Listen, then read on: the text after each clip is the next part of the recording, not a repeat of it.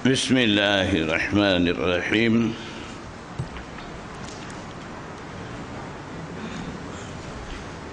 Bab yang kelima daripada Kitab Bada'il Wahyi.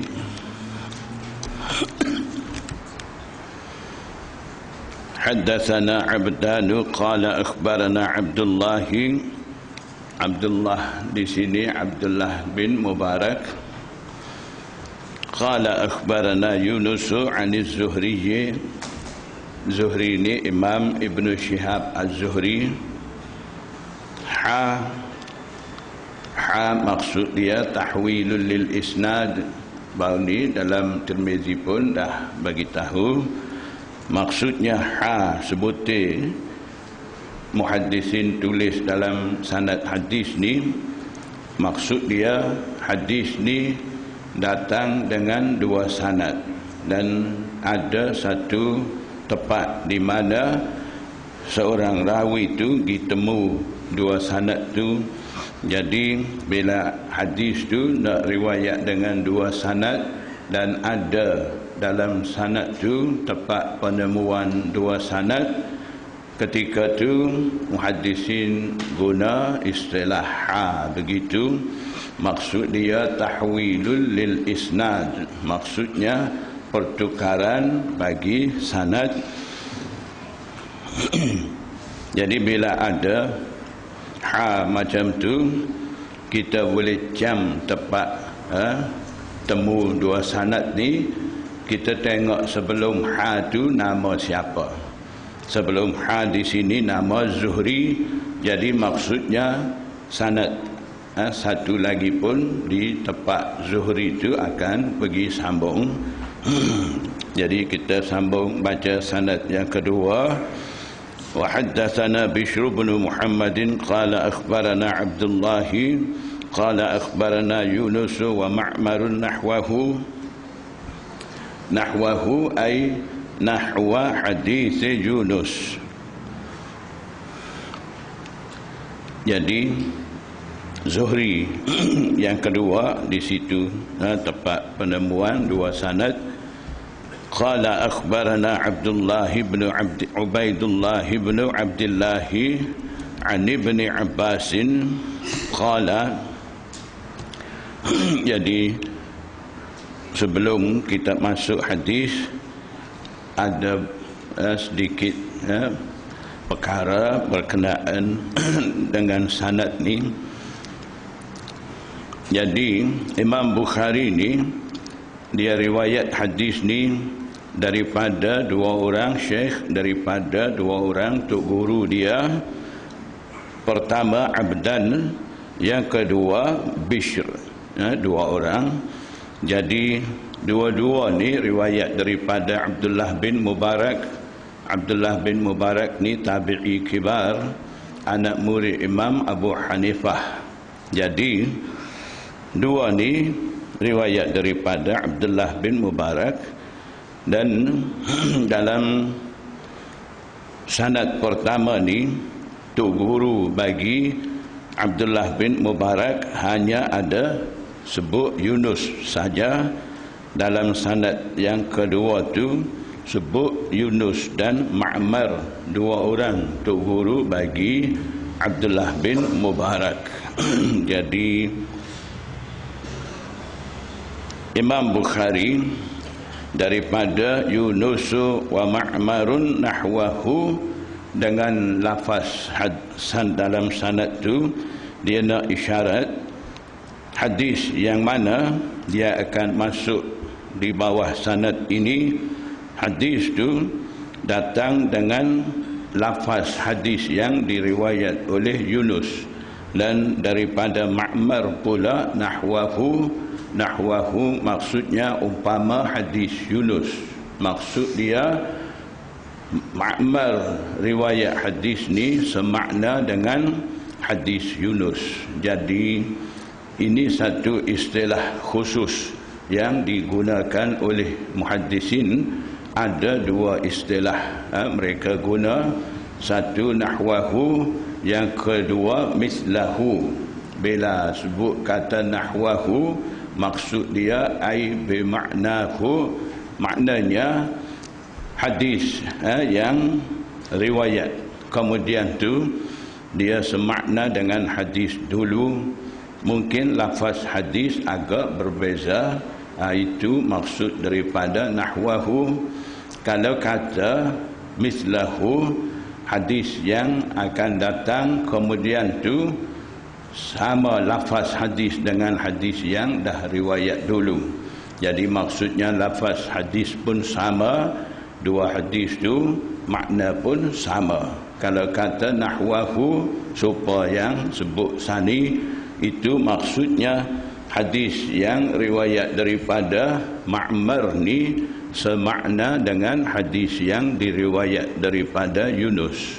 Mungkin lafaz hadis agak berbeza, makna sama, maksud satu saja.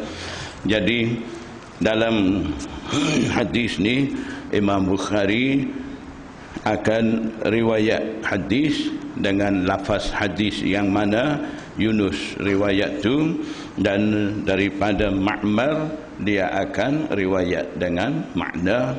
Jadi daripada Yunus riwayat bil lafzi, daripada Ma'mar ni riwayat bil makna. Itu keadaan sanad hadis ni.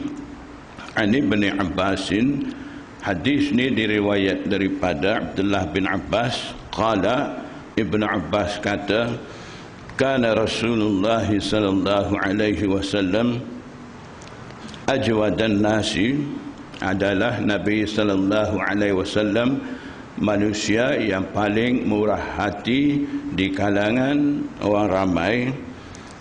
Wa kana ajwada ma yakunu fi ramadhana, dan sifat kemurahan Nabi sallallahu alaihi wasallam menjadi lebih pada bulan Ramadan. Hina yalqahu Jibril, jadi sifat jud kemurahan daripada Rasulullah SAW ni makin bertambah dalam bulan puasa. Hina yalqahu Jibril, ketika mana Nabi sallallahu alaihi wasallam menemui, ketika mana Jibril alaihissalam menemui Rasulullah sallallahu alaihi wasallam pada bulan Ramadan. Maksudnya setiap bulan Ramadan Jibril alaihissalam datang di sisi Nabi sallallahu alaihi wasallam. Kemudian Jibril alaihissalam dengan Nabi Muhammad sallallahu alaihi wasallam mudarasah, baca Quran bergilir-gilir. Jadi ketika Nabi sallallahu alaihi wasallam bertemu dengan Jibril alaihissalam, disebabkan terlalu gembira, Nabi sallallahu alaihi wasallam menambahkan kemurahan dia dalam bulan puasa.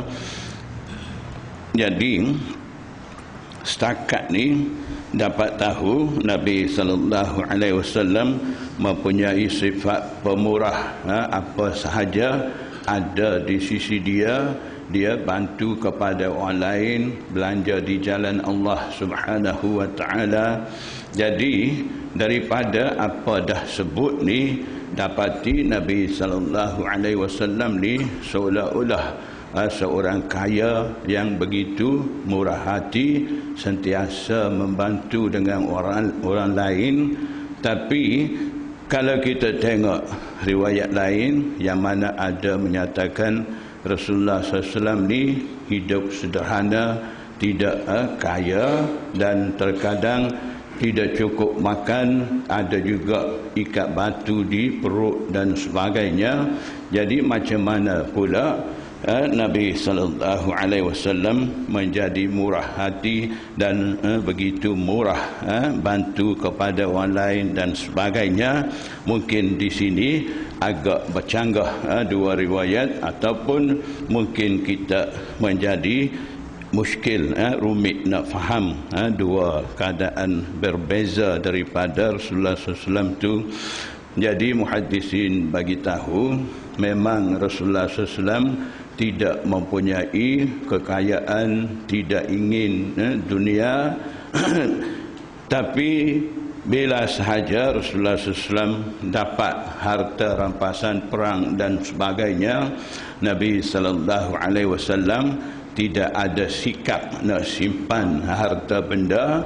Nabi SAW agih selalu bantu kepada orang dan sebagainya. Terkadang ada orang ada keperluan, ada hajat datang di sisi Nabi SAW. Nabi SAW tidak bagi dia balik tangan kosong dengan orang mai minta bantuan ni. Nabi SAW sentiasa bantu. Kalau tidak ada apa-apa dengan dia, suruh Bilal ambil, Sayyidina Bilal pinjam daripada seorang Yahudi. Selalunya dia bagi pinjam dengan Rasulullah SAW. Terkadang Nabi SAW gadai baju besi dia dekat Yahudi dan pinjam daripada Yahudi, kemudian bantu kepada orang ada keperluan.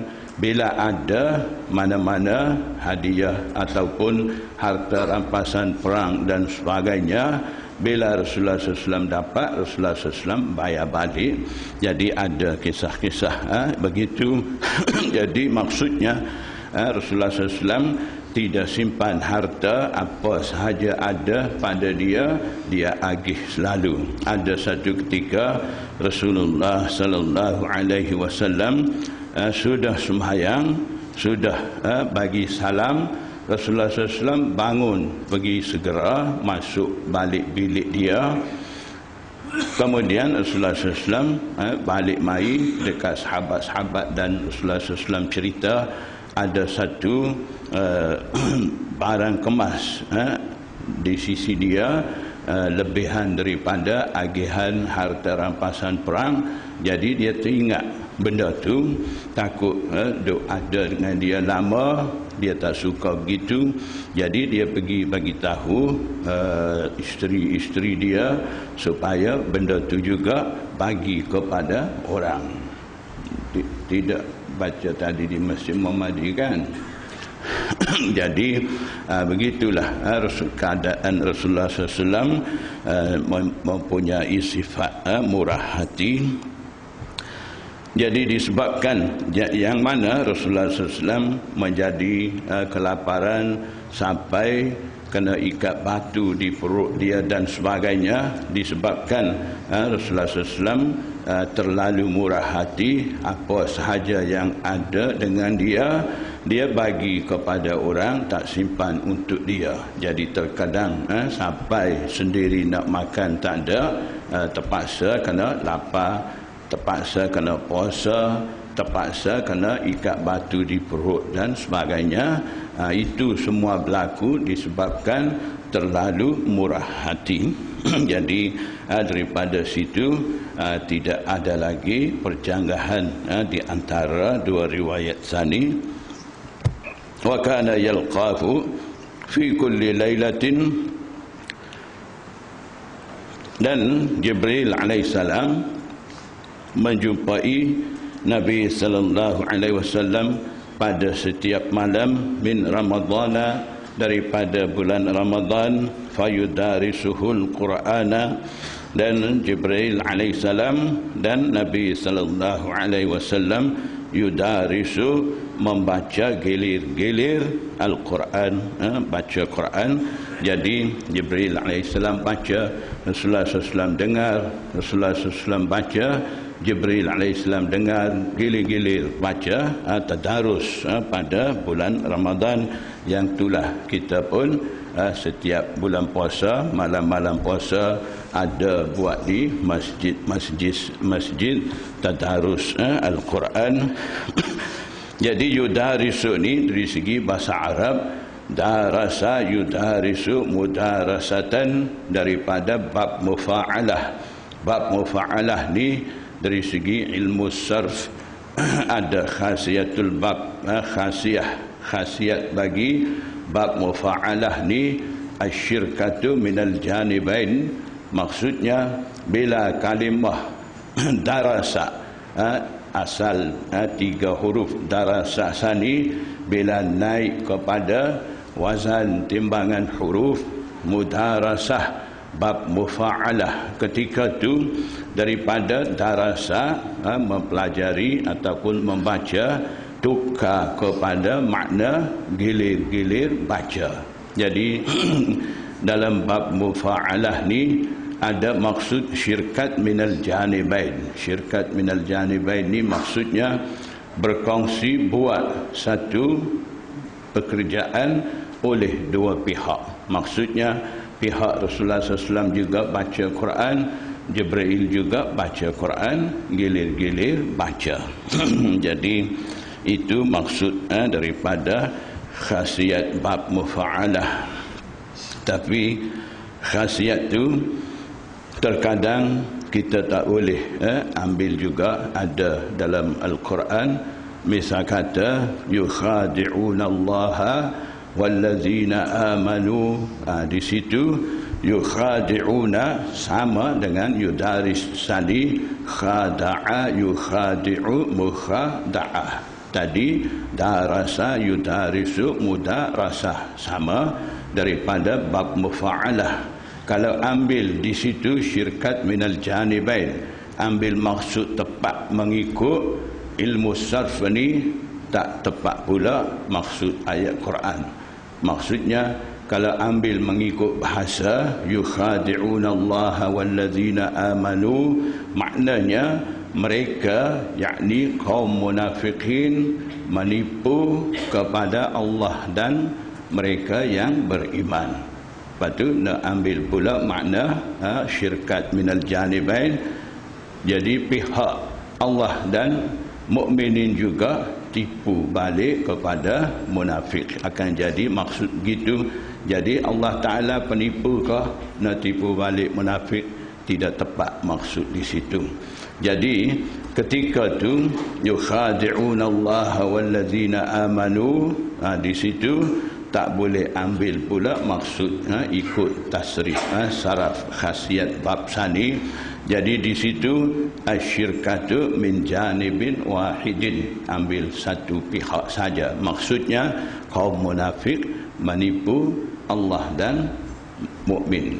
Terjemah sekat tu saja, tidak boleh ambil balik makna. Jadi terkadang dalam Quran dan hadis boleh kita guna tepat dengan kaedah nahwu saraf. Kadang-kadang pun ada juga terhalang nak guna kaedah tu disebabkan bercanggah dengan akidah. Situ kena stop kaedah dulu.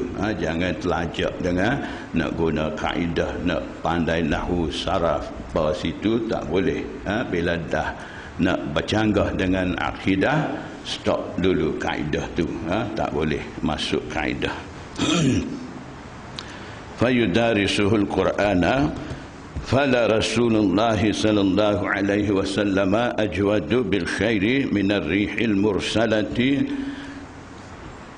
Nabi sallallahu alaihi wasallam tentunya menjadi lebih murah dengan kebaikan, lebih laju daripada angin yang berhembus. Jadi angin laju, tapi kelajuan kemurahan Rasulullah sallallahu alaihi wasallam pada bulan puasa ni lebih laju daripada angin.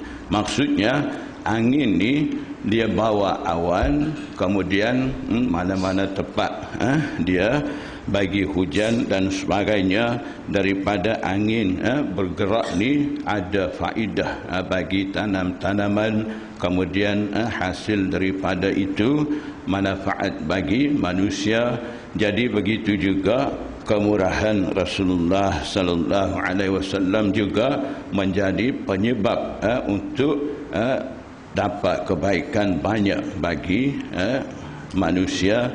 Sebab tu di sini banding dengan angin yang laju.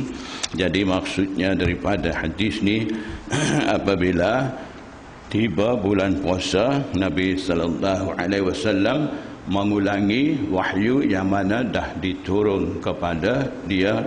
Jadi dalam hadis ni ada juga kaitan fayudarisuhul Quran, membaca gilir-gilir Al-Quran, maksudnya membaharui wahyu yang dah terima. Jadi ini pun ada kaitan dengan wahyu juga. Sebab tu Imam Bukhari masukkan hadis ni dalam Kitabu Bada'il Wahyi. Dan satu lagi, mungkin di sini kita akan fikir ataupun timbul iskal, kalaulah Nabi sallallahu alaihi wasallam dan Jibril alaihi salam ni setiap bulan puasa baca Quran gilir-gilir, bermakna Rasulullah SAW dah pun tahu apa yang ada isi kandungan dalam Al-Quran. Kalau begitu, ketika sahabat-sahabat tanya yas'alunaka 'anir ruh, mereka tanya tentang ruh ni, Rasulullah SAW tak boleh jawab selalu. Tunggu Jibril datang, kemudian tanya Jibril lepas pada tu bawa turun ayat qulir ruhu min amri rabbi. Bila dapat jawapan daripada Allah Subhanahu wa taala, barulah Nabi sallallahu alaihi wasallam boleh jawab. Jadi kalau kata Nabi SAW dengan Jibril sentiasa setiap tahun, tiap-tiap bulan puasa duk baca gilir-gilir Quran, mesti Rasulullah SAW dah tahu ayat ni. Kenapa pula Nabi SAW tak boleh jawab bila sahabat-sahabat tanya? Mungkin akan timbul iskal ataupun menjadi rumit nak faham di situ. Jadi ulama bagi tahu yang mana Nabi sallallahu alaihi wasallam dan Jibril alaihi salam baca gilir-gilir ni, ayat-ayat sebanyak mana dah turun sampai bulan puasa tu. Banyak tu baca, bukan kata keseluruhan Quran 30 juzuk daripada mula turun wahyu semenjak Rasulullah SAW duduk di Mekah sampai di Madinah, sehingga Rasulullah SAW wafat. Tiap-tiap tahun ulang baca 30 juzuk tidak maksud gitu. Maksudnya Rasulullah SAW dan Jibril baca setakat mana ayat-ayat turun dah sampai bulan puasa, yang mana mereka berdua mudarasah sekatu saja baca. Sebab tu ayat yang mana belum turun lagi, bila sahabat-sahabat tanya ada kaitan dengan ayat-ayat belum turun tu, Rasulullah SAW tak jawab, tak boleh jawab. Tunggu turun ayat Quran, turun wahyu, barulah Rasulullah SAW jawab. Bab yang ke-6, bab yang ke-6 ni hadis begitu panjang. Kisah mengenai Herakl ni Raja Rom. Jadi hadis ni masyhur dengan nama hadis Herakl. Hadis-hadis ada setengah-setengah tu ada nama hadis Herakl, ada hadis nama hadis Jibril, ada hadis nama hadis Ummu Zara', ada nama-nama begitu. Sebab dalam hadis tu ada kisah masyhur dengan kisah-kisah hak sebut nama tu. Jadi hadis Jibril ni, Jibril alaihissalam datang di sisi Nabi sallallahu alaihi wasallam. Kemudian Jibril alaihissalam tanya, mal iman, mal Islam, mal ihsan, tanda kiamat ni bila nak berlaku kiamat, apa tanda-tanda kiamat? Ada soal jawab Jibril alaihissalam dengan Rasulullah SAW. Jadi hadis tu dinamakan hadis Jibril. Begitu juga hadis yang kita akan baca ni dinamakan hadis Herakl. Herakl ni Raja Rom, Raja Romawi Timur yang memerintah sekitar tahun 610 hingga 630 Masihi. Jadi Nabi sallallahu alaihi wasallam utus sepucuk surat ajak Herakl Raja Rom ni masuk Islam. Jadi di sini ada kisah tu. Jadi Imam Bukhari hadis ni dia akan ulang masuk dalam kitab Bukhari dia 13 tempat. Jadi seperti mana dulu saya dah bagi tahu, Imam Bukhari terkadang hadis-hadis ni dia berulang banyak kali. Seperti hadis innamal a'malu binniyat, Imam Bukhari ulang dalam kitab Bukhari dia sebanyak 7 tempat. Jadi setiap kali ulang, setiap kali ada ijtihad daripada Imam Bukhari. Bukan kata tidak ada hadis banyak nak tulis dekat dia, ulang-ulang tulis nak suruh jadi tebal kitab dia, tidak. Maknanya Imam Bukhari daripada satu hadis, daripada sepotong hadis, kadang-kadang dia istinbat hukum, ijtihad hukum banyak-banyak. Jadi setiap kali dia ijtihad satu hukum daripada satu hadis, dia akan sebut daripada hadis itu juga ijtihad pula hukum lain dia akan sebut pula. Dengan cara seperti itu, setengah-setengah hadis ni menjadi berulang banyak kali. Jadi hadis Herakl ni pun dalam kitab Bukhari akan berulang 13 tepat, 13 kali. Jadi 3 tepat ni secara terperinci, 10 tepat ni secara ringkas. Imam Bukhari akan sebut. Jadi ini tepat pertama di mana Imam Bukhari menceritakan secara terperinci. Jadi kita baca hadis ni.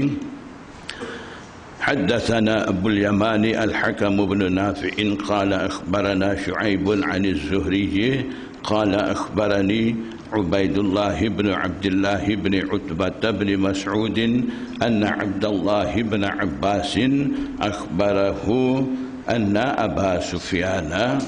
Jadi hadis ni riwayat daripada Ubaidullah bin Abdullah.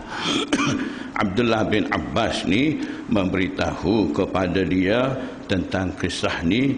Mula ceritanya, anna Aba Sufyan bin Harb akhbarahu, Abu Sufyan bin Harb memberitahu kepada Abdullah bin Abbas tentang kisah Herakl, di mana Abu Sufyan sendiri ada bersama dalam kisah tu. Dia cerita balik, katanya Abu Sufyan, anna Herakla arsala ilaihi fi rakbin min Quraisyin, sesungguhnya Herakl mengutus, menghantar kepadanya kepada Herakl fi rakbin, rakbin pasukan penunggang daripada Quraisy, kanu tujaran bisyami, mereka pasukan penunggang Quraisy sani mereka merupakan tujar, ahli perniagaan di Syam, di Syria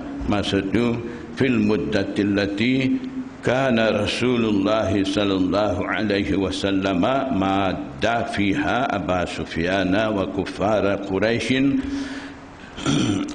Jadi utusan itu hantar masa mana? Masa fil muddah, pada masa yang mana Nabi sallallahu alaihi wasallam sedang dalam perjanjian damai dengan Abu Sufyan dan kufar Quraisy. Jadi penghantaran surat ni berlaku pada tahun 6 Hijriyah, akhir Zulhijjah. Akhir Zulhijjah tahun 6 Hijriyah. Maksudnya Rasulullah SAW dah pun duduk di Madinah selama 6 tahun dah. Masa tu Nabi SAW hantar utusan kepada Raja Herakl, ajak masuk Islam. Jadi maksud sani kata Nabi SAW sedang dalam perjanjian damai dengan Abu Sufyan dan kufar Quraisy ni.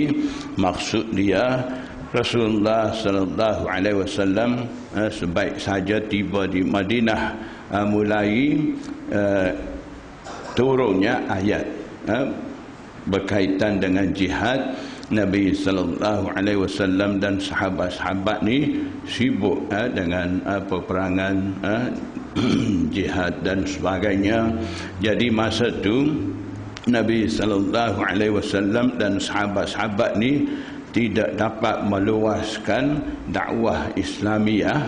Jadi bila ada perdamaian Hudaibiyah, masa tu barulah Rasulullah sallallahu alaihi wasallam mula dapat luaskan dakwah Islamiah tu. Sebelum tu bila Rasulullah SAW dan sahabat-sahabat nak bergerak dakwah Islamiah, ada saja halangan daripada kufar Quraisy dan sebagainya. Jadi banyak menjadi penghalang nak sebar agama Islam masa tu. Jadi daripada sejarah dapat bukti Islam sebar masa tu, masa berlaku perjanjian damai Hudaibiyah. Masa itulah mula sebar luas Islam. Sebelum tu Rasulullah SAW duduk di Mekah dalam keadaan tertindas, tak dapat luaskan dakwah Islamiah. Dan tiba di Madinah pun sebelum pada dapat buat perjanjian damai itu, Rasulullah SAW tidak dapat juga luaskan dakwah Islamiah tu. Jadi bila ada perjanjian Hudaibiyah berlaku di tahun 6 Hijriah, semasa Rasulullah SAW pergi Mekah dengan tujuan nak buat umrah, sebab Nabi SAW mimpi dia dapat masuk di Mekah untuk buat umrah. Jadi itu merupakan wahyu daripada Allah Subhanahu wa taala. Jadi Nabi SAW dan sahabat-sahabat buat persiapan untuk buat umrah. Nabi SAW dan sahabat-sahabat pergi nak masuk Mekah, tapi dihalang oleh kaum kufar, suruh pulang. Masa itulah buat perjanjian damai. Tapi perjanjian damai masa itu, kalau mengikut zahir kaum muslimin, Nabi SAW dan sahabat-sahabat ni ditindas mengikut perjanjian tu.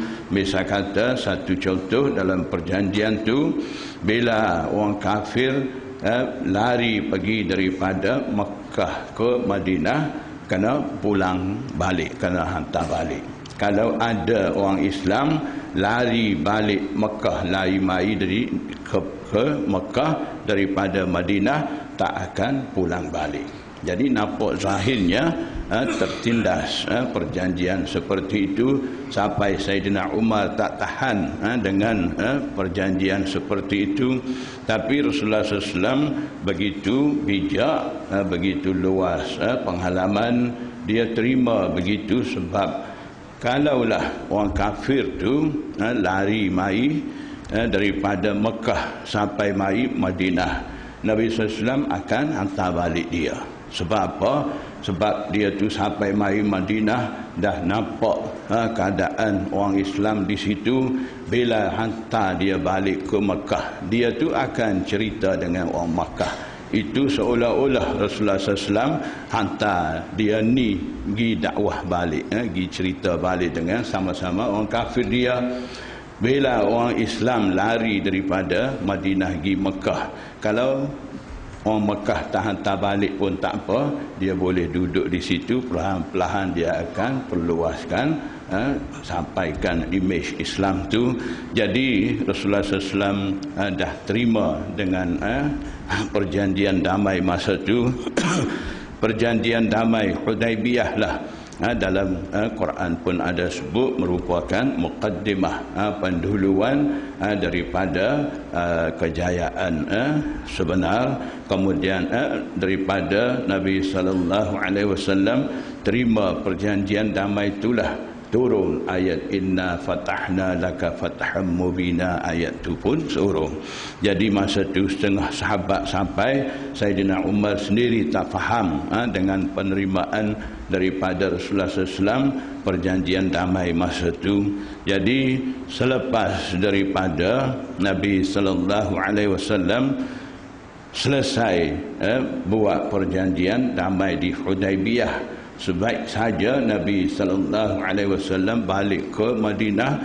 Nabi sallallahu alaihi wasallam pertama sekali buat kerja ialah halau keluar kaum Yahudi yang menetap di Madinah. sebab mereka ni banyak ganggu dengan Rasulullah SAW, menjadi penghalang utama mereka ni dakwah Islamiah, dan dalam peperangan Badar dan juga dalam peperangan Ahzab, kaum Yahudi ni mereka bantu kepada kaum kufar, kemudian menyusahkan banyak kepada Nabi sallallahu alaihi wasallam dan sahabat-sahabat.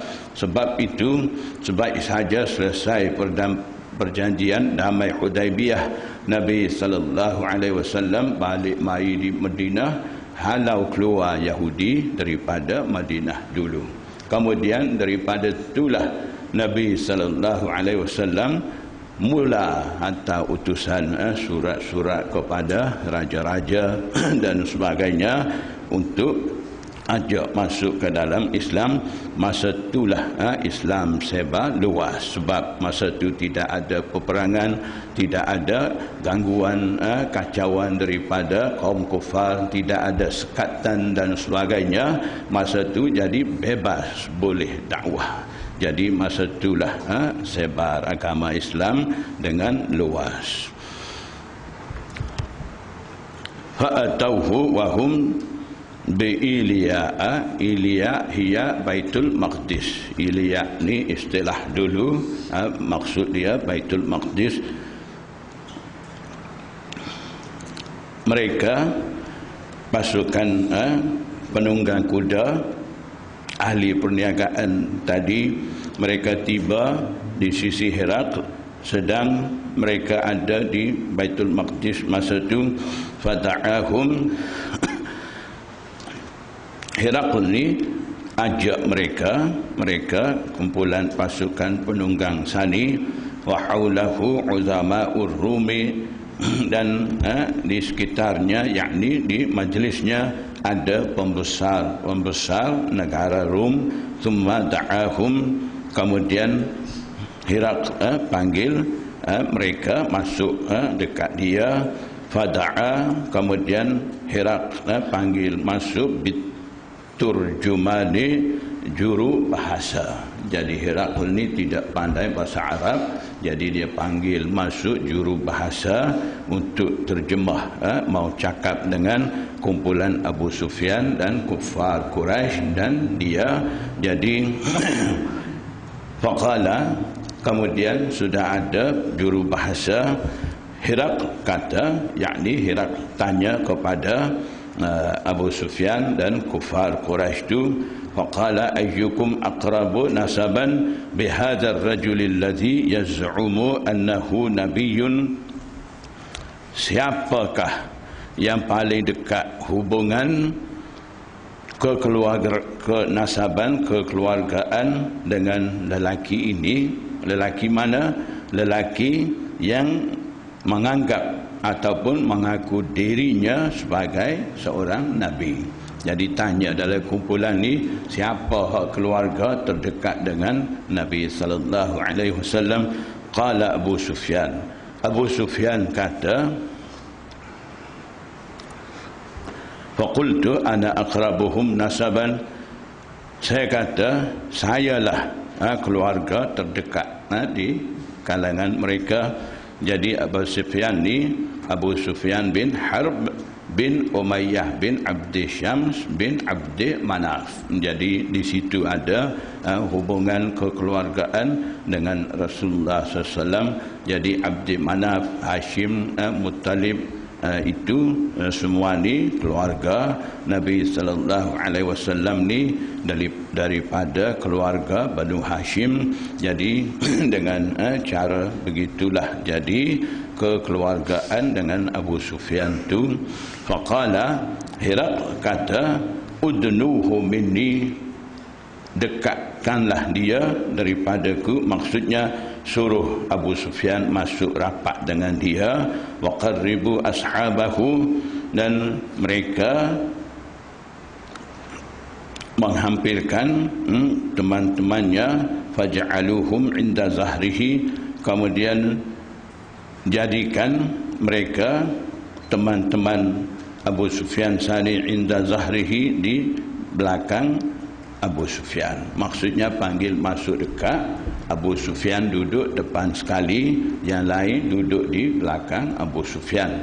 Maksudnya takut-takut bila raja tu tanya, ada perkara sepatutnya tidak bagi tahu, tak patut bagi tahu kepada raja ke, masa tu takut kawan-kawan dia isyarat, jangan bagi tahu ke apa, takut ada halangan apa-apa dalam soal jawab dia. Sebab tu dia suruh duduk belakang. Maknanya Abu Sufyan berdepan dengan Raja Herakl. Dia tanya direct, Abu Sufyan jawab. Orang lain tak boleh ganggu dalam jawapan Abu Sufyan tu. Jadi dia suruh duduk cara seperti itu. Summa qala litarjumanihi, kemudian Herakl kata kepada juru bahasa dia, qul lahum, katalah engkau kepada mereka, inni sa'ilun hadzal rajul, aku yang tanya tentang lelaki ini. Maksudnya dia nak tanya tentang Rasulullah SAW. Fa in kadzabani fakadzabuhu, jika dia tu Abu Sufyan tu bohong, cakap bohong dengan aku, maka hendaklah kamu mendustakan dia. Maksudnya kalau dia cakap bohong, kamu bagi tahu dia ni cakap bohong, jawab tak betul. Fa wallahi laulal haya'u min ay ya'siru alayya kadhiban lakadzabtu anhu. Katanya Abu Sufyan, qala fa wallahi, ini qaul, kata-kata Abu Sufyan, dia kata demi Allah, seandainya tidak ada sebab nak malu, ataupun tidak takut aku mendapat malu, nescaya mahulah aku utamakan ke atasku pembohongan. Maksudnya mesti aku mau cakap bohong, lakadzabtu anhu, tentunya aku bohong tentang dia. Jadi maksudnya Abu Sufyan dia tak berani nak cakap bohong tentang Rasulullah SAW. Kalau dia cakap bohong akan bongkar pembohongan dia terhadap Rasulullah SAW.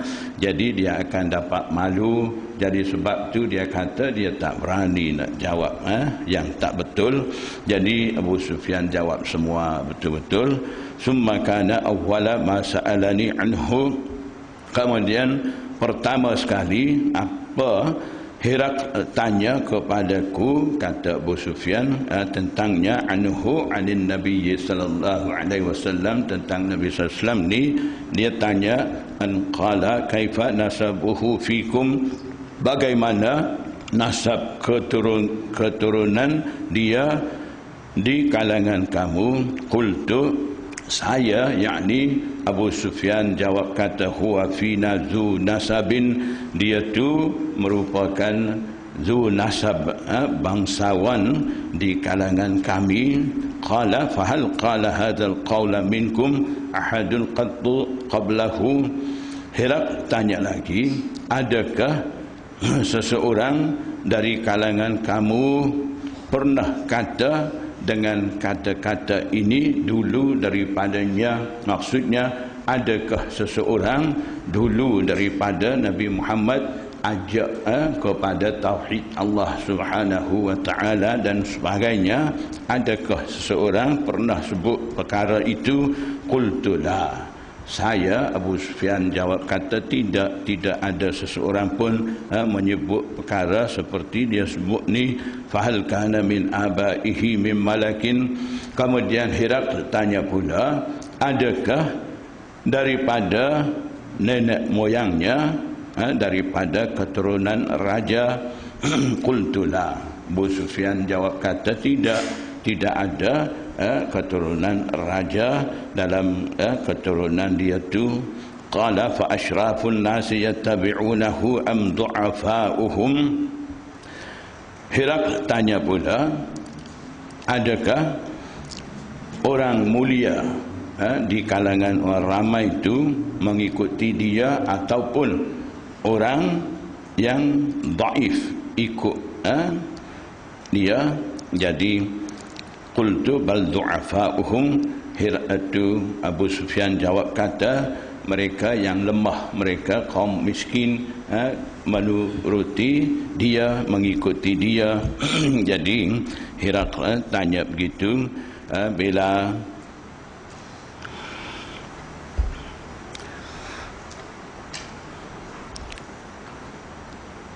jadi masa itu seperti Sayyidina Umar, Sayyidina Hamzah, Sayyidina Abu Bakar As-Siddiq, mereka pun sudah ada masuk Islam dah. Jadi mereka bilangan tidak banyak, yang kaya, yang senang. Kebanyakan sahabat-sahabat yang miskin, yang dhaif, yang lemah. Jadi sebab itulah Abu Sufyan jawab kata ikut kebanyakan orang masa tu, kata bal du'afa'uhum, mereka yang lemah, yang miskin dah masuk Islam, mengikut dia. Qala ayaziduna am yanqusuna. Herakles tanya pula, mereka pengikut-pengikut sani semakin tambahkah ataupun semakin kurang? Qultu bal yaziduna. Saya jawab kata bahkan selalunya mereka bertambah. Jadi kalau kurang, maksudnya setelah masuk Islam, setelah ikut Nabi Muhammad menjadi murtad, itu dalil kekurangan agama. Kalau tidak murtad makin bertambah ni, itu adalah dalil kegagahan agama yang Nabi sallallahu alaihi wasallam bawa tu. Jadi dia nak tahu, di situ dia tanya, qala fahal yartaddu ahadum minhum sakhtatan lidinihi. Itu yang dia tanya pula, adakah salah seorang daripada mereka kembali menjadi kafir kerana mereka benci dengan agamanya, ba'da ayyadkhula fihi, setelah mereka masuk dalam agama itu. Qultu la, saya kata tidak. Qala fahal kuntum tattahimunahu bil kadhibi. Herakles tanya pula, adakah kamu pernah menuduh dia dengan pembohongan dan sebagainya, qabla ayyaqula ma qala, sebelum dia tu kata dengan apa yang dia kata tu. Jadi maksudnya sebelum dia dakwa diri sebagai seorang nabi, sebelum dia isytihar dengan tauhid Allah Subhanahu wa taala, adakah pernah dia tu cakap bohong dan sebagainya? Jadi jawab kata Abu Sufyan, qultu la, tidak. Qala fahal yaghdiru. Herakles tanya pula, pernahkah dia tu melanggar janji? Qultu la, saya jawab kata tidak.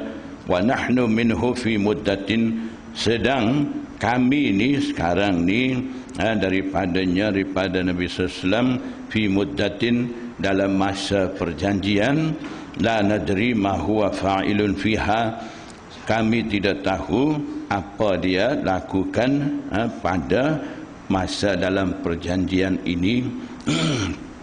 Qala walam tumkinni kalimatun udkhilu fiha syai'an ghaira hadhil kalimati. Abu Sufyan kata tidak mungkin satu kalimah pun padanya aku nak masukkan sesuatu selain daripada kalimah ini. Maksudnya hanya itulah yang aku boleh jawab, tidak dapat mengurangkan apa-apa dalam jawapan. Qala fahal qataltumuhu. Herakles tanya pula, adakah kamu memerangi dengan dia? Qultu na'am, jawab kata Abu Sufyan, ya, ada juga. Qala kaifa kana qitalukum iyyahu, bagaimana pergaduhan kamu ataupun peperangan kamu terhadap dia? Qultu, saya, yakni Abu Sufyan jawab kata, bainana wa bainahu sijalun, di antara kami dan di antara dia ni seri. Seri, sijal ni Seri maksudnya sijal ni asal makna dia sijalun jamak bagi sajlun. Mengikut bahasa Arab ni sijalun jamak bagi sajlun. Ad-dalwul kabir maksudnya bildi timba yang besar. Zaman dulu di telaga orang bubuh dua bildi, ada yang bulat atas tiang tu panggil apa Ustaz? Wepeh. Jadi ada tali turun naik kan, ada bulat besi atas tu. Jadi ada dua timba. Bila satu timba tu turun, yang timba ada air ni akan naik, timba kosong ni turun. Lepas tu ini sudah naik, yang bawah tu dah isi, tarik pula ni naik. Lepas tu yang kosong turun pula. Jadi gili-gili. Sekali ni naik, sekali ni turun. Jadi maksud sijal di sini begitu. Maknanya peperangan di antara Rasulullah SAW dan kaum kufar ni ada kalanya menang, ada kalanya kalah, ada juga terkadang seri. Maksudnya yanalu minna, dia dapat menang daripada kami, wa nanalu minhu, dan terkadang kami dapat menang daripadanya. Maksudnya seri. Jadi dalam peperangan Badar Nabi sallallahu alaihi wasallam dan sahabat-sahabat menang. Dalam peperangan Uhud Nabi sallallahu alaihi wasallam dan sahabat-sahabat kalah. Dalam peperangan Ahzab dikira seri, tidak ada menang, tidak ada kalah. Qala madza ya'murukum, Hirak kata tanya pula, apa dia tu perintah kepada kamu?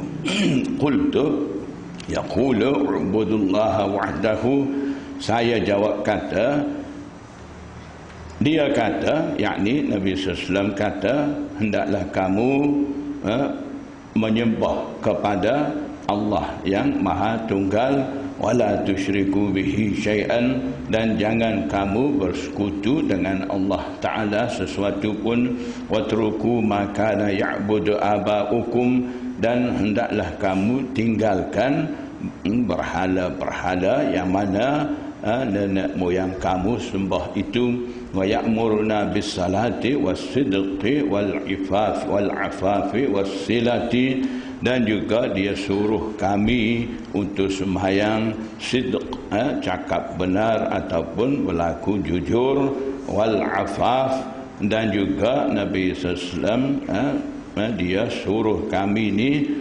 bersupan ataupun berhenti daripada buat perkara-perkara yang dilarang, tidak elok, wassilati, dan juga dia suruh kami eratkan tali persaudaraan, yang itulah dia suruh. Faqala litarjumani, ketika tu Hirak kata kepada juru bahasa dia, qullahu, katalah kepadanya, pada Abu Sufyan, sa'altuka an nasabihi fadzakarta annahu fikum dzu nasab. Aku tanya kepada engkau tentang nasab keturunannya Nabi SAW tu, engkau cerita kata dia tu di kalangan kamu ni daripada bangsawan, wa kadzalika rusul. Jadi Hirak kata begitulah Nabi Anbiya Rasul ni tub'atsu fi nasabi qaumiha, diutus pada nasab keturunan yang menjadi bangsawan daripada kaum dia. Jadi maksudnya Hirak ni dia tu orang ada kemahiran ilmu tentang Taurat, Injil, dan juga dia ni seorang ahli nujum. Dia pandai tengok perjalanan bintang-bintang tu apa akan berlaku, dia pandai baca kod tu. Jadi kita akan baca selepas ni. Dia dah pun nampak tengok satu pagi tu perjalanan bintang-bintang. Dia kata Malikul Khitan, raja yang berkhitan dah pun muncul. Jadi maksudnya Nabi SAW dah pun muncul, kemudian dia suruh cari dalam negara dia siapa yang ada khitan, khatan, faham kan khitan, cakap Melayu pun khitan juga kan. Jadi cari-cari orang bagi tahu kata kaum Yahudi lah khitan, jadi tiba-tiba dia bunuh kaum Yahudi. Selepas daripada tu dapat tangkap seorang Islam, kemudian ada orang buat masuk kata dia ni ada cakap pasal-pasal wujudnya seorang Nabi akhir zaman. Dia tu bagi tahu keadaan tauhid dan sebagainya. Jadi selepas daripada tu dia suruh tengok orang tu khitan ke tidak. Jadi dapati dia tu khitan, barulah dia dapat faham yang dia agak tu dah salah. Yang sebenarnya dalam kaum Arab akan muncul, bukan dalam kaum Yahudi. Tapi masa tu kaum Arab ni dikira tak masuk buku. Jadi Raja Rom, Raja Farsi tak telio, tak ingin pun nak jajah kaum Arab masa tu, zaman jahiliyah. Akhlak begitu buruk masa tu, jadi kira tak cara, jadi tak sangka daripada kumpulan begitu nak muncul seorang Nabi yang begitu mulia. Jadi kaum Arab selepas daripada tu menjadi mulia disebabkan wujudnya Rasulullah SAW di kalangan mereka, dan dapat pulih akhlak mereka melalui usaha daripada Rasulullah SAW, dan menjadi manusia paling mulia di dalam dunia disebabkan dapat didikan daripada Rasulullah SAW. Jadi dia kata begitulah, Nabi Anbiya ni biasanya mereka diutus daripada keturunan yang mulia daripada kaum dia.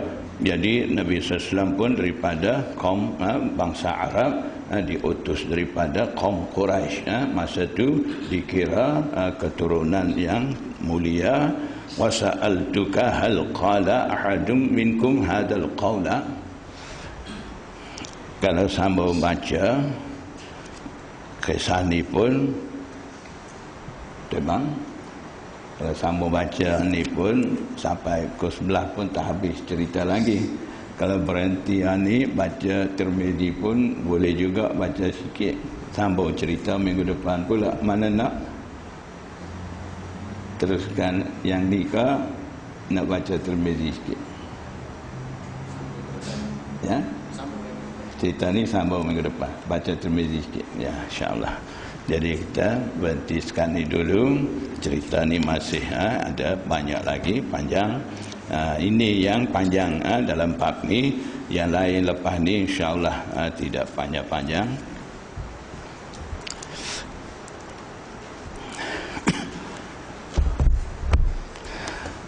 Jadi cara ngaji kitab ni macam ni lah. Tidak serupa dengan cara seminar ke, ataupun tak sama dengan cara macam ceramah ke.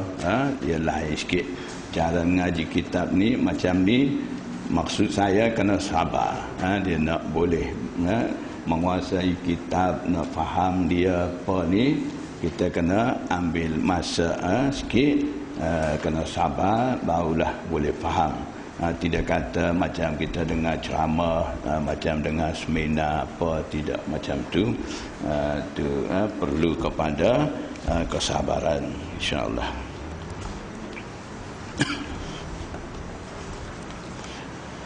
Bismillahirrahmanirrahim. Bab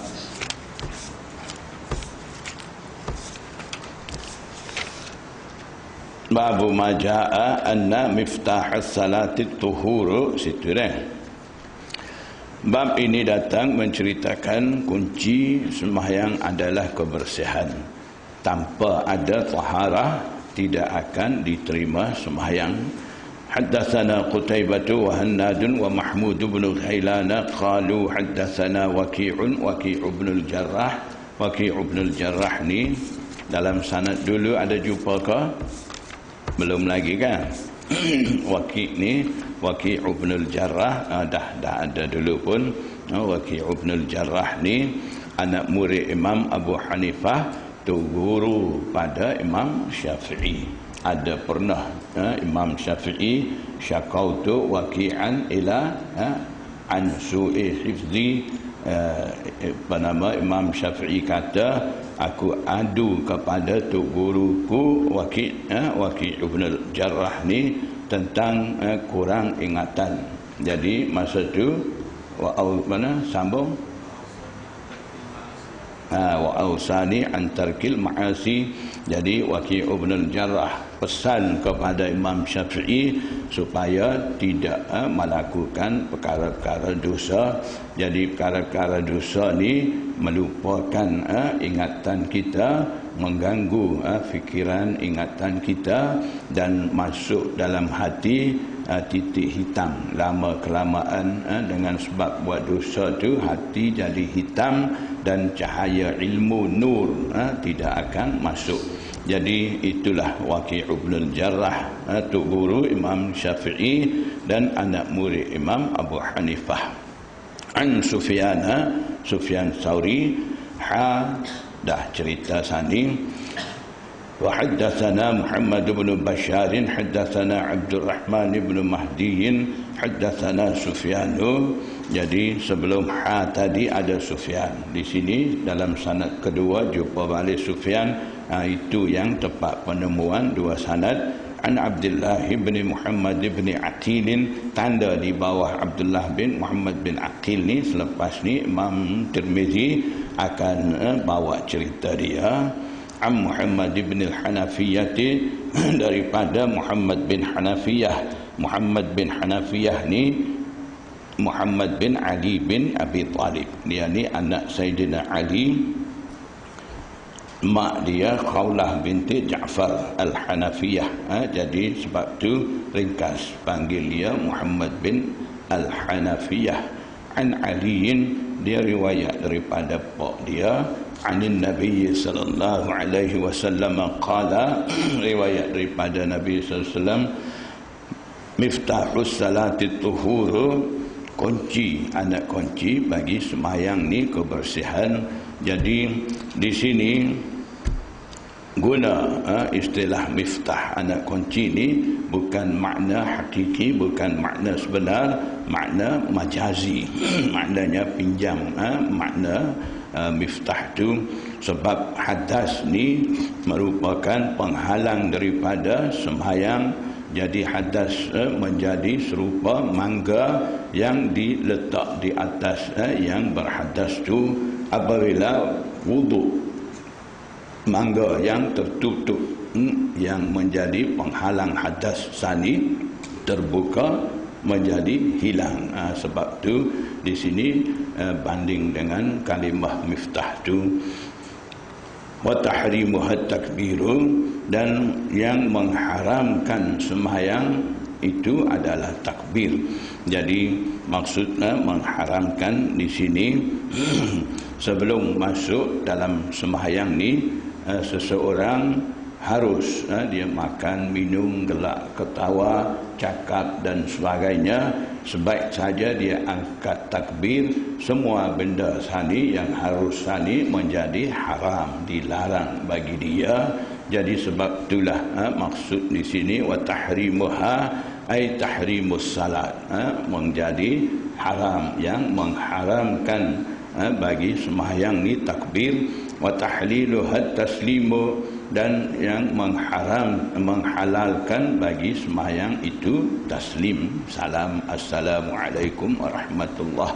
Jadi maksud halalkan sembahyang maknanya ketika sembahyang ni haram bercakap, makan, minum, gelak, ketawa dan sebagainya, itu semua ni bila dah bagi salam dah jadi halal, dah buka semula. Jadi itu maksud tahlilul taslim. Qala Abu Isa, Imam Tirmizi kata hadzal hadis ini as-sahhu, terlebih sahih, syai'in sesuatu, kalau terjemah biasa gitu terlebih sahih. Tapi di sini tak boleh terjemah terlebih sahih sebab sani saya suruh tanda nama Muhammad bin Abdullah bin Muhammad bin Aqil ni seorang rawi ada masalah. Bila rawi itu ada masalah, hadis itu tidak akan jadi sahih. Jadi kalau kita terjemah asahhu syai'in sani, terlebih sahih sesuatu fil babi fi hadzal babi, dalam bab ni, wa ahsanu, dan terlebih baik.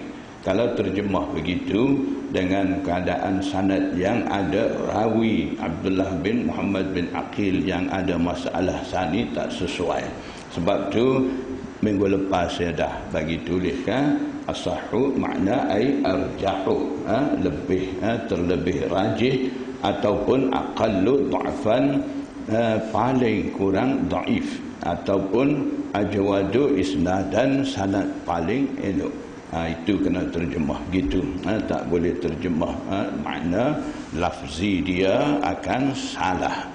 Sebab wa Abdullah bin Muhammad bin Aqil, Abdullah bin Muhammad bin Aqil ni huwa saduqun, dia adalah saduq. Kalau kita terjemah pula mengikut bahasa Arab daripada sidqun, benar, gitu pula.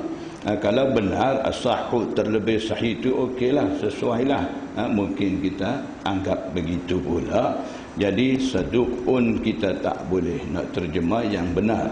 Saduq maksud di sini, saduq ni min alfazit ta'dil. Dalam bidang ilmu hadis ni ada satu bidang ilmu jarah dan ta'dil. Maknanya yang membincang ilmu, yang membincangkan kecacatan yang ada dalam rawi dan keelokan yang ada dalam rawi, itu panggil satu bidang ilmu jarah ta'dil. Itu khusus kita kena belajar. Dengan hanya kita belajar hadis, tahu terjemah hadis, lepas tu kita boleh kata lebih kurang hadis tu sahih, hadis ni daif. Sahih saja kita kena amal, daif tak boleh amal, daif jangan amal. Kalau pandai kita cakap setakat tu saja tak jadi kerja. Jadi kena belajar lagi banyak bidang ilmu yang ada kaitan dengan ilmu hadis, ilmu asbab wurudil hadis, ilmu gharibul hadis, ilmu an-nasikh wal mansukh minal hadis, ilmu al-jarh wa ta'dil. Masih ada lagi banyak bidang ilmu yang ada kaitan dengan ilmu hadis. Selepas daripada itulah seseorang itu akan jadi mahir dalam bidang hadis. Setelah dia khatam mengaji sunnah sittah ke apa, lain-lain ilmu yang ada kaitan dengan hadis pun kena belajar lagi banyak. Jadi dengan hanya kita tahu terjemah hadis, pandai sebut sahih, daif. Ini sahih kita amal, daif ini ada pula sekarang masalah. Hadis daif tak boleh amal, hadis daif jangan amal dan sebagainya. Nanti lepas ni saya akan ambil masa akan hurai perkara-perkara itu. Jadi kalau setakat itu saja tak jadi kerja, tak boleh lagi. Jadi saduqun maksud dia min alfazit ta'dil, dia tu satu kalimah, satu lafaz. Di sisi istilah muhaddisin dinamakan kalimah ta'dil, min asfalit ta'dili rutbatan, di antara kalimah ta'dil yang paling rendah. Jadi di kalangan di antara kalimah ta'dil ada 6 peringkat.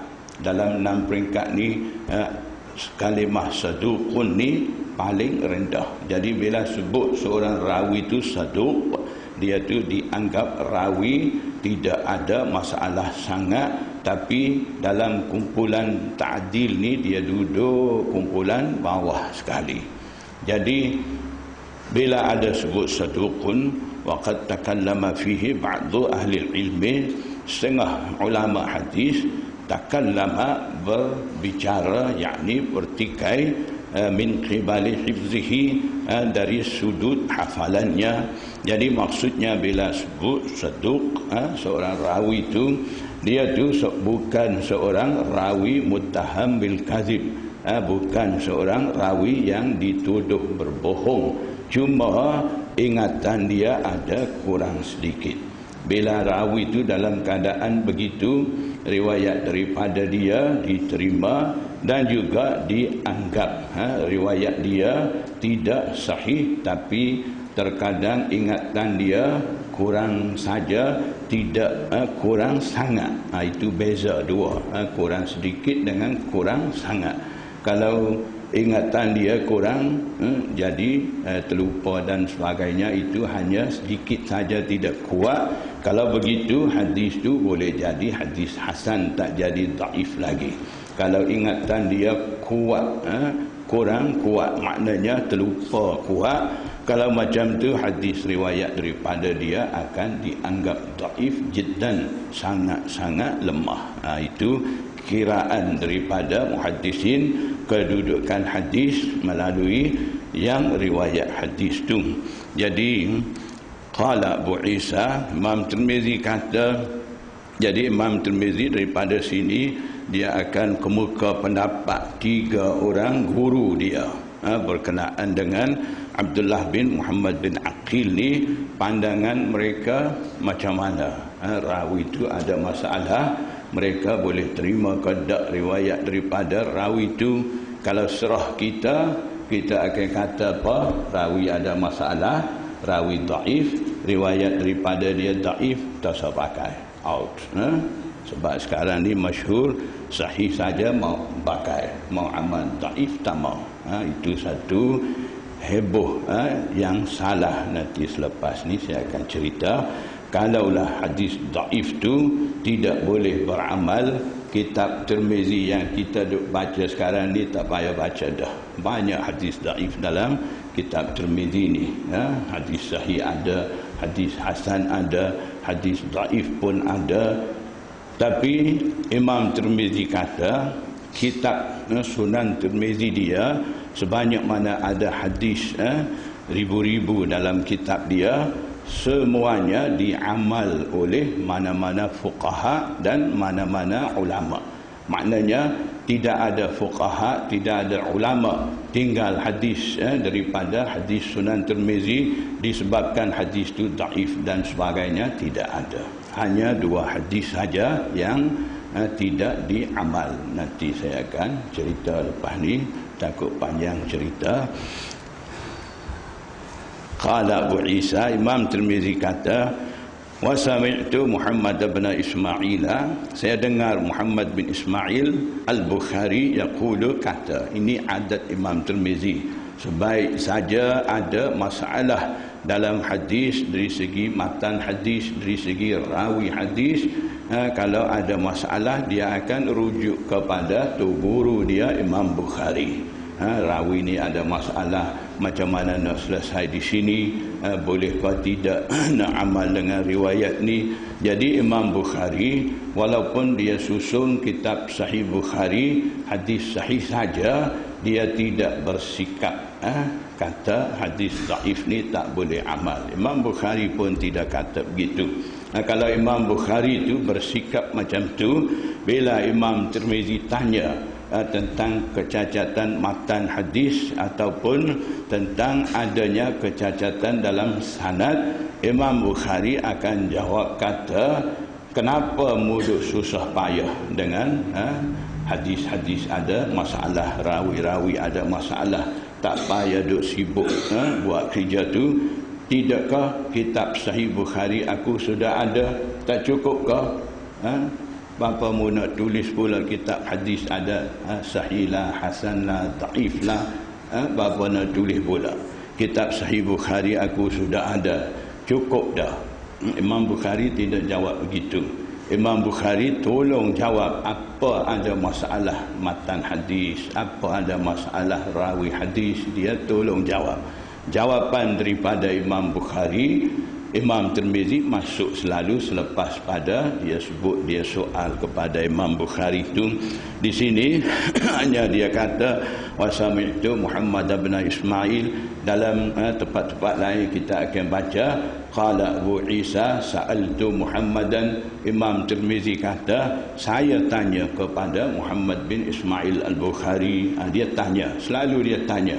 2 orang, Imam Bukhari dengan Imam Abu Zur'ah, 2 tu merupakan tok guru Imam Tirmizi. Apa sahaja ada masalah dalam matan hadis, dalam sanad hadis, Imam Tirmizi rujuk kepada dua orang tok guru dia.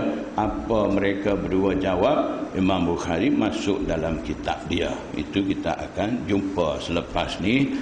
Jadi masalah sini ni, Imam Tirmizi kata, saya dengar Muhammad Ismail Al-Bukhari kata, kana Ahmad bin Hanbalin, Imam Ahmad bin Hanbal pertama. Yang kedua, wa Ishaq bin Ibrahim, Ishaq bin Ibrahim. Yang ketiga, wal Humaidi, Imam Humaidi. Imam Humaidi siapa?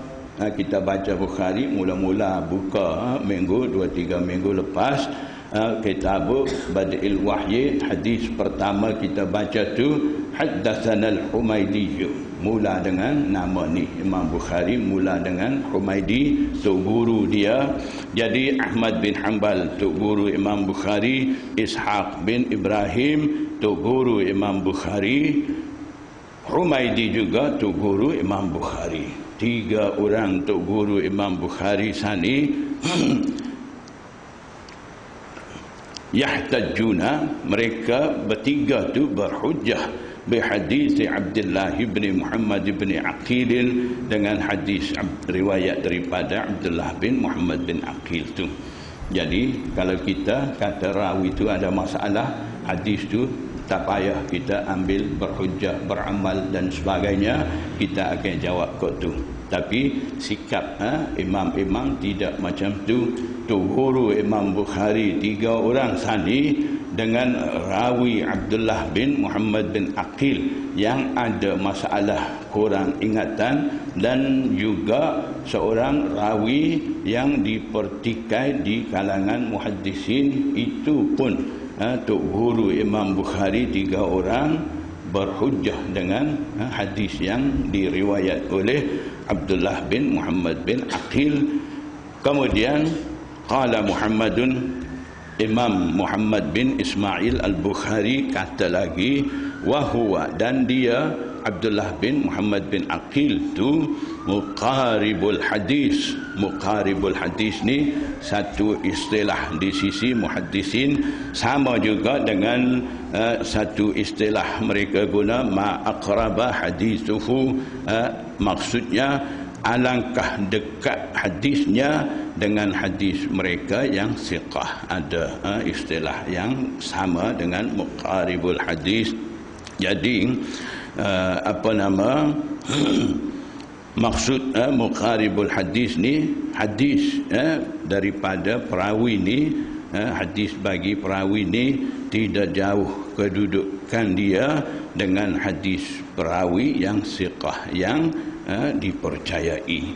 Jadi maksudnya bila seorang rawi itu ada dipertikai di kalangan muhaddisin tentang ingatan dia kurang dan sebagainya, hadis itu terkadang akan jadi dhaif.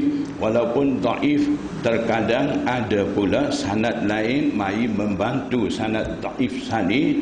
Hadis dhaif sani naik darajat hasan li ghairihi, kemudian hadis dhaif yang naik darajat hasan li ghairihi sani boleh beramal dalam fadail amal, dan juga yuhtajju fil ahkam, dalam hukum ahkam pun boleh berhujjah.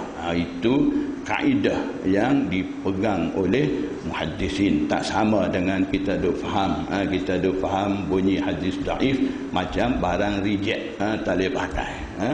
Macam kita jijik dengan hadis dhaif. Sekarang dah jadi macam tu. Ramai duk heboh kok tu. Jadi sebenar tidak macam tu. Di sisi muhaddisin ada kaedah. Kita kena guna kaedah muhaddisin. Kita belajar hadis, baca hadis, bawa tubik hadis, semua tu kena berdasarkan kaedah muhaddisin. Jangan kita guna kaedah sendiri, salah. Kita bawa kaedah sendiri, hadis sahih saja kita mau amal, hadis dhaif tali amal, itu kaedah sendiri. Kaedah di sisi muhaddisin ni, hadis dhaif ada yang tak boleh amal, ada kaedah dia gini-gini, Ada juga hadis daif boleh amal sebab ada kaedah macam ni. Kita kena ambil kira elok-elok, jangan bunyi hadis daif anggap tak boleh pakai macam barang kena tahu, itu salah. Jadi Hafiz Sakhawi meletakkan lafaz muqaribul hadis ni di dalam peringkat ta'dil tadi. Dia letak di peringkat yang ke-6. Itu maksudnya di sisi imam-imam hadis terkenal, mereka tidak tolak dengan rawi seperti itu. Kalau kita nak tolak dengan rawi yang ada masalah, dalam Bukhari pun tak lepas, dalam Muslim pun tak sunyi daripada rawi macam tu. Rawi mutakallam fih, rawi yang dipertikai di kalangan muhaddisin. Maksudnya seorang rawi, ada setengah muhaddisin kata siqah, dia tu boleh dipercayai, nak ambil, nak terima riwayat daripada dia boleh, kata setengah muhaddisin. Rawi itu juga setengah muhaddisin kata tidak siqah, tidak dipercayai. Jadi ada pertikai macam tu, serupa Abdullah bin Muhammad bin Aqil Salih, ada pertikai. Rawi seperti itu di sisi muhaddisin dinamakan rawi mutakallam fih, rawi dipertikai di kalangan muhaddisin. Rawi seperti itu ada dalam kitab Bukhari seramai 80 orang. Dalam Sahih Muslim rawi mutakallam fih seramai ada 160 orang. Sebab itulah Imam Daruqutni pertikai dengan rawi-rawi ada dalam sanad-sanad tu, kata ada setengah hadis dalam Bukhari tidak sahih, daif lah, timbul masalah di situ. Jadi banyak lagi perkara kita kena ambil kira. Jadi kalau kita jumpa seorang rawi itu ada sedikit masalah, kita kira riwayat daripada rawi itu daif, tak boleh pakai dan sebagainya, kita nak tinggal, itu tak boleh. Kalau nak kita cari masalah sangat dengan rawi dalam Bukhari pun tak lepas, rawi dalam Muslim pun tak lepas. Lama-lama cari masalah dengan rawi itu, rawi ni caci dengan riwayat tu, riwayat ni, lama kelamaan sikap kita ni akan sampai pergi komen kepada Bukhari Muslim. Sudah ada macam tu, ada di kalangan orang-orang baru yang muncul kemudian seolah-olah dia ni muhaddis, tapi dia komen dengan hadis Bukhari, hadis yang ada dalam Muslim, dia komen sampai kata hadis maudhu pun ada dalam Bukhari, Muslim dan sebagainya. Selama ni daripada semenjak 200 Hijriah sampai kita sekarang 1400 tahun ni, 1000 tahun lebih, tidak ada apa-apa pertikaian komen daripada umat Islam terima Bukhari Muslim sebagai sahih. Mai akhir zaman hampir nak kiamat ni bunyi dalam Bukhari pun ada hadis maudhu lah, apalah. Nampaknya lebih pandai pokok ni daripada Hafiz Ibn Hajar, lebih pandai daripada Imam Nawawi, lebih pandai daripada Imam Jalaluddin Sayuti. Dah jadi macam tu. Jadi perkara-perkara semua ni kita kena hati-hati, kena ambil kira. Jangan kita dengar slogan mereka tu sedap, ikut Quran Sunnah, ikut Quran Sunnah, amal hadis sahih saja, jangan amal hadis daif, jangan keliru situ. Ada banyak lagi kita kena ambil kira, banyak lagi kita kena belajar. Hanya sedikit saja kita belajar. Tak pernah kita belajar sebuah kitab hadis khatam dengan guru talaqi musyafahah, tidak. Sunan Sittah tak pernah kita belajar. Hanya kita ambil situ sikit, sini sikit, baca sana sikit, sini sikit, tahu sahih daif, sahih kita kena amal daif, tak amal itu maudhu, ini maudhu. Lama timbul masalah di kalangan umat Islam. Yang tidak maudhu kata maudhu, daif boleh amal kata tak boleh amal, mulut kata amal Quran Sunnah, sedangkan mereka lah yang sedang melarang beramal dengan hadis. Hadis daif larang, tak bagi amal. Tidak maudhu pun kata maudhu, tak bagi amal. Jadi cara mereka nampaknya duk tolak hadis juga, cuma boleh kira sikitnya tidak ingkar hadis. Itu ya. Jadi semua tu kita kena ambil kira, kena faham. Nanti insyaAllah dari semasa ke semasa saya akan cerita ni semua. Jadi kita tumpu, kita berdasarkan kitab, dan kita berdasarkan kepada kaedah-kaedah muhaddisin daripada jumhur muhaddisin. Jangan ikut kata seorang dua, ikut angin semasa, itu tak boleh. Kita tumpu ke kitab insya-Allah. Mudah-mudahan Allah Subhanahu wa taala bagi taufik kepada kita supaya kita boleh sabar dengan pengajian, mengikut kitab dengan secara talaqi musyafahah ini. Wallahu a'lam. Wabillahi taufiq wal hidayah. Wassalamualaikum warahmatullahi wabarakatuh.